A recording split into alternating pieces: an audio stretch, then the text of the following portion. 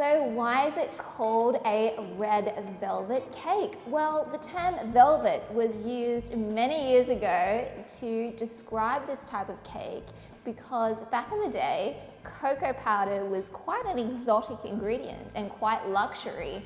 And so any recipe that called for cocoa powder would be given the label velvet. There's also rumors that the recipe for this cake was actually invented by a company that produces red food coloring. Because it is one of the main ingredients, it was a way to get housewives to cook more cakes using a lot of their products. Not only are we going to learn how to make this delicious red velvet cake vegan, but we are also going to be making it completely gluten-free. And I'm going to show you some tips and tricks on how to create this gluten-free without having to compromise on the taste or the texture. Have you ever had a gluten-free cake that's dry, crumbly, breaks apart, or might be really dense and stodgy? Well, this cake is none of those things, and I'm going to show you some unique ingredients used to create an amazing texture that will fool everyone. Okay, so it's a super simple recipe. We have a wet and a dry mix basically, and we're going to combine everything together. So first off, I'm going to start preparing my wet mixture. So to the wet mixture, of course, we are not using eggs in this recipe today. It's completely plant-based. However, we are using a vegan egg replacer by the name of Panis Egg. And what I love about this egg replacer is it replaces the 8 major functions of eggs, in addition to really improving gluten-free textures. So it's perfect for this recipe. It's going to help bind everything together, make the cake very moist, and really accentuate a delicious texture to the cake. So we're going to pop that into our jug, along with we have some light vegetable oil. I'm just using a sunflower oil, but you could use like a grapeseed oil or a blend. We have some plant milk. Now, another one of the unique ingredients that's optional for this recipe is I'm using a little bit of glucose syrup. Now, glucose syrup is an invert syrup, so it's going to help maintain moisture and make this cake delicious, moist, and last a lot longer as well. So we're going to add that to the mix, and it wouldn't be a red velvet cake without our red food coloring. Now, I'm using a paste style red food coloring that is vegan. One of my favorite brands is the Wilton brand.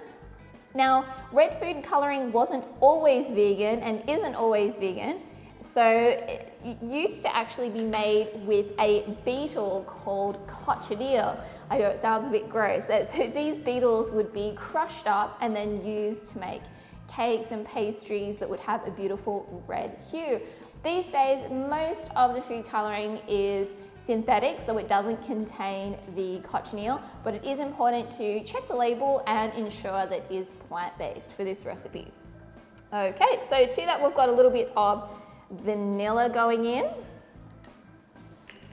and our caster sugar. Now we're just going to blend everything together until combined.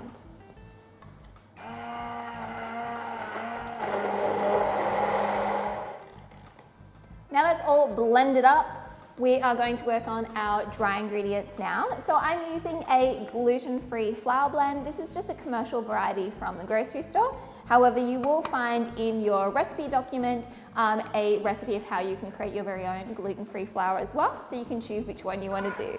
In addition to that, we have our leaveners, so we have some baking powder and baking soda that's going to make our cake rise in the oven, some sea salt, and cocoa powder for our velvet cake, red velvet cake. All right, so we're just going to sift that all together into our bowl and give it a good whisk.